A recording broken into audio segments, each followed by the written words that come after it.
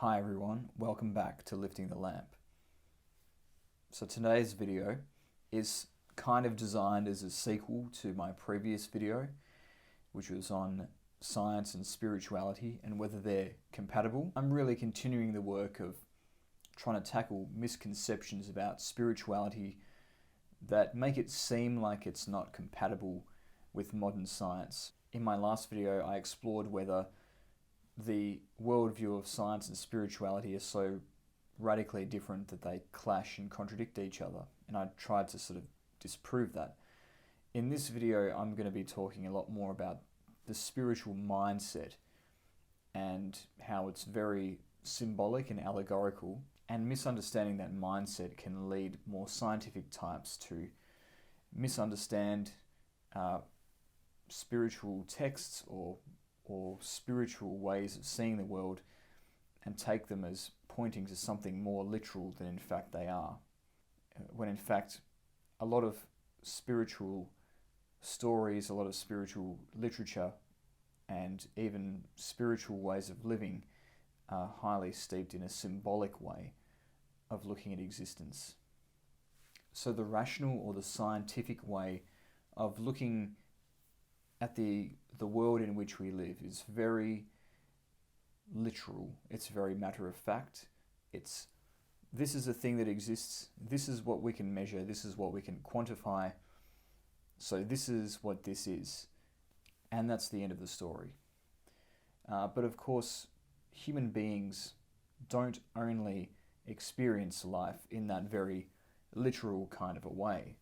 We also have artworks where we reinterpret something that we have seen using colors and painting techniques that are completely foreign to a photorealistic, literalistic way of seeing things. But those artworks, such as Impressionism, Expressionism, and so forth, even abstract art to a degree, they express something extra about the human experience, which simple photorealism can't.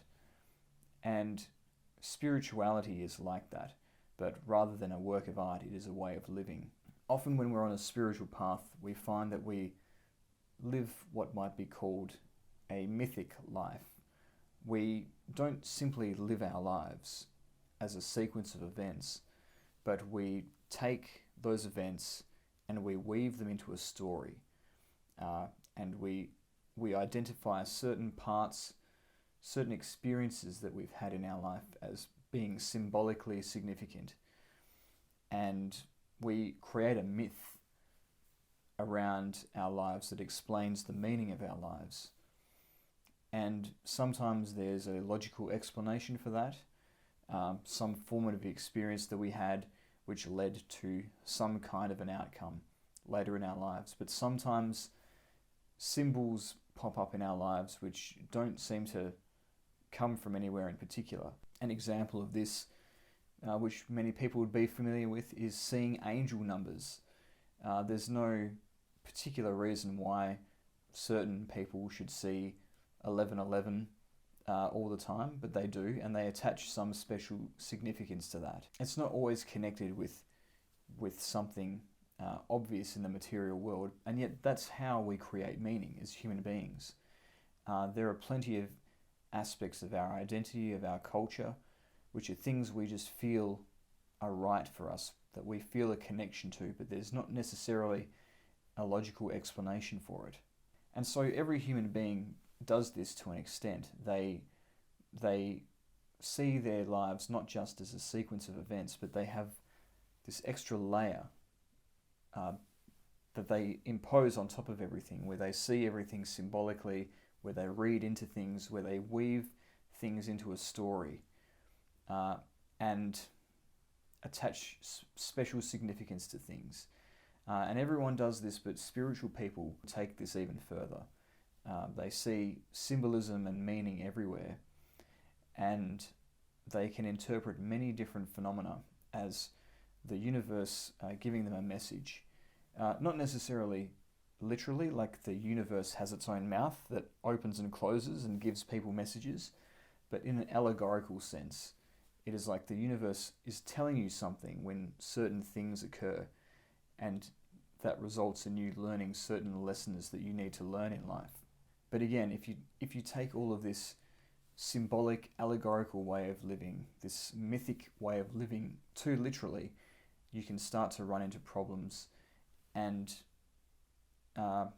misunderstand an important aspect of the human experience. And then you wander into the realm of the ridiculous. Perhaps one example of this is when people take the Bible literally, and they believe that there was a literal ark that literally had 2 of every animal on earth in it, even though the measurements of that ark, if they were to be taken literally, would be nowhere near enough to accommodate all of those species. I mean, there's been millions of species that have existed on the face of the earth. We're supposed to literally believe that God created the earth in 7 days. He created everything in the wrong order to what we know to be true in terms of actual cosmology. But if you read these stories as an allegory, as a symbolic narrative about a more mysterious process that's unfolding, which can only be described in terms of things that are familiar to us, or a story that's supposed to impart some kind of moral lesson, then that makes a lot more sense than having a literal reading of stories like we find in the Bible. And that brings me to another point, which is that there's different types of truth besides just factual truth. And no, I'm not talking about alternative facts here. I'm talking about moral truth as opposed to factual truth. And sometimes moral truth is connected to factual truth, such as, for example, the fact that World War II happened and all of the atrocities associated with that period in history reveals a stark moral truth about our capability for inhumanity towards our fellow human being. And it offers a cautionary tale about the kinds of behaviours, the kinds of political movements we should avoid going into the future. But sometimes you can have different kinds of stories. You can have fables, like Aesop's fables, which are quite famous, which are fictional stories, but the narrative of that story has an important moral lesson behind it. And even though the content is fictional, there's still a kind of truth in that story because it's communicating a moral truth in the form of the lesson behind that story. So when you're talking about moral truth, it doesn't matter if there was literally a tortoise and a hare who had a race at some point in history. All that matters is the lesson behind that story. And this is something which is also very important to understand as part of the spiritual life, but it's something that more atheistic types sometimes fail to grasp. But I saw an interview with a Jewish rabbi once where he was talking about this moral truth behind the narratives of the Torah, and how, in one sense, the historicity of the stories in the Torah were secondary in nature or not important, because the thing that was important about those stories was the moral truth rather than the factual truth behind them. And I thought that was brilliant. That's in stark contrast to the kinds of evangelicals in America, for example, who insist on a literal reading of the Bible, which just leads people to believe in a complete fantasy. And that illustrates the importance of understanding when something is meant to be taken only as a fable or a symbolic narrative, rather than something which is absolute historical truth. Okay, but aren't facts important? Doesn't it make a difference if something you believe in has a basis in objective reality rather than just an idea in your head?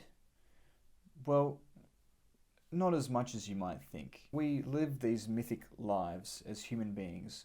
We live these lives as beings that are storytellers.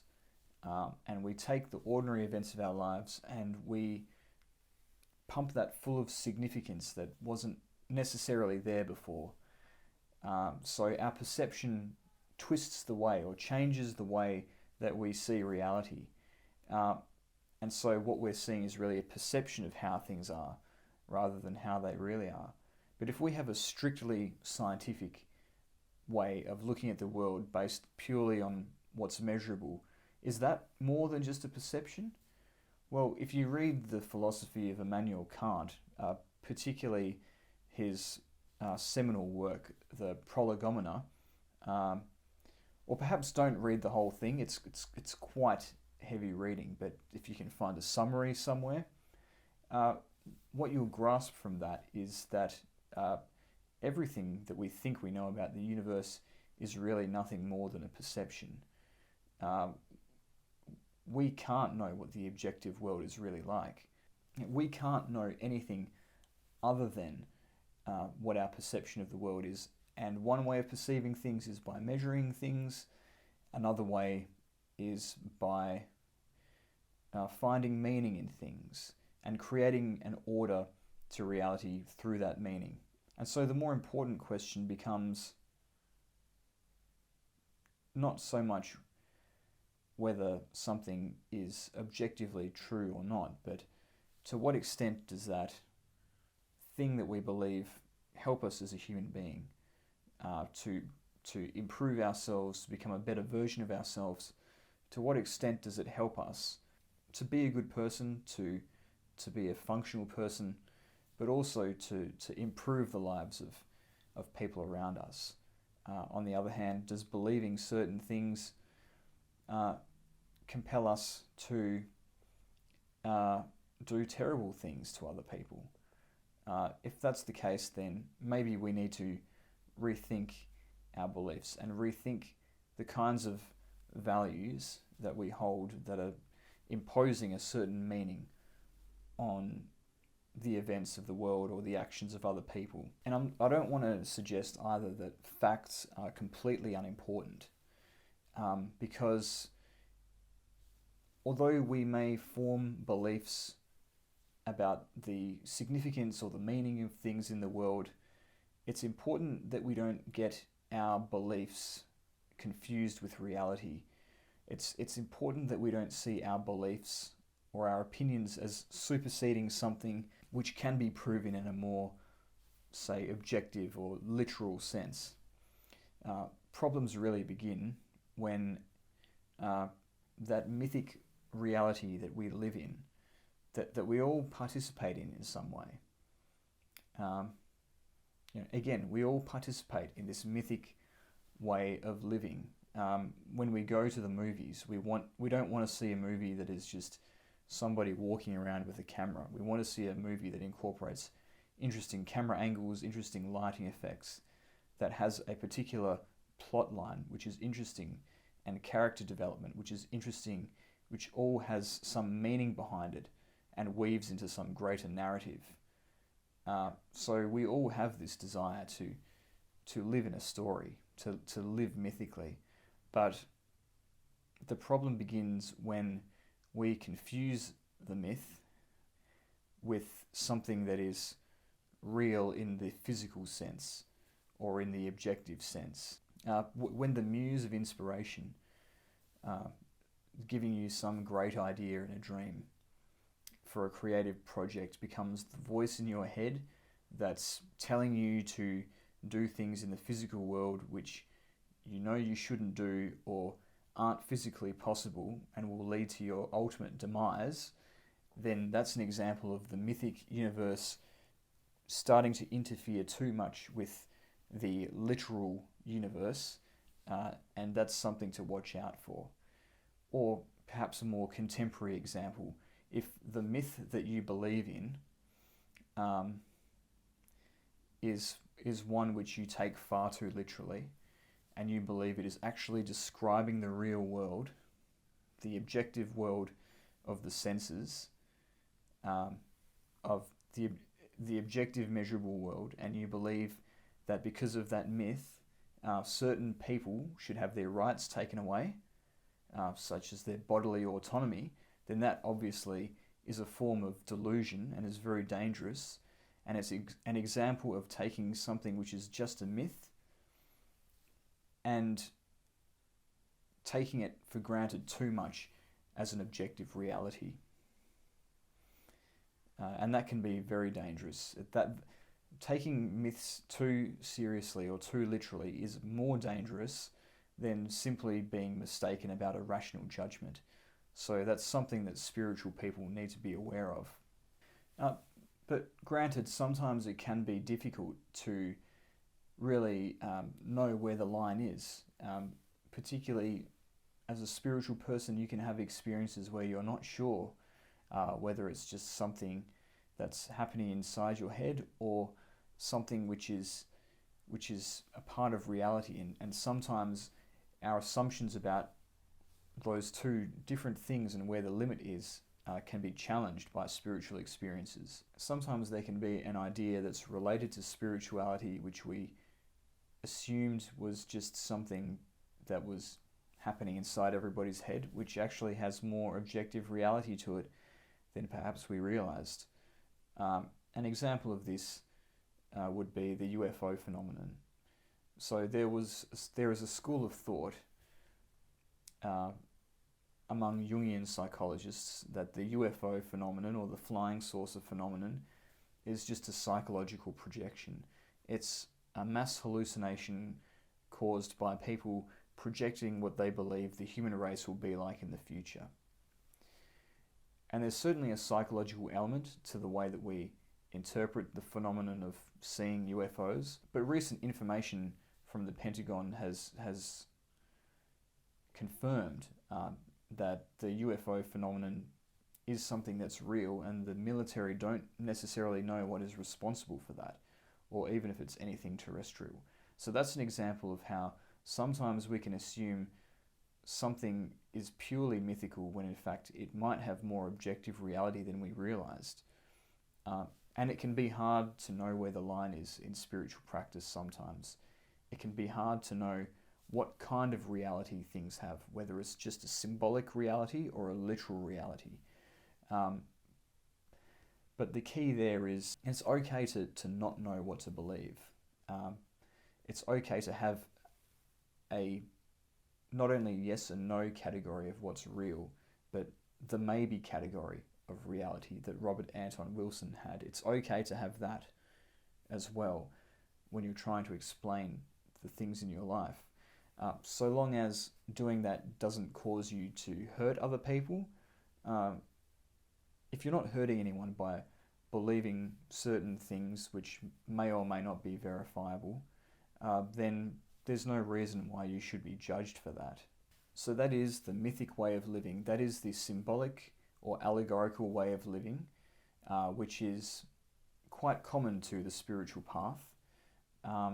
And by understanding that way of seeing the world, which is different to the literalistic, objective way of seeing the world, we can start to realize how some of the things that maybe if they were taken literally seem to clash with a scientific worldview actually don't clash in the final analysis. But again, when we're talking about myth, when we're talking about narratives that we create, it is important to remember that that comes from our own subjective awareness. It comes from our own psyche. So we can't invest too much objectivity in the myths that we create for ourselves as a culture or as individuals.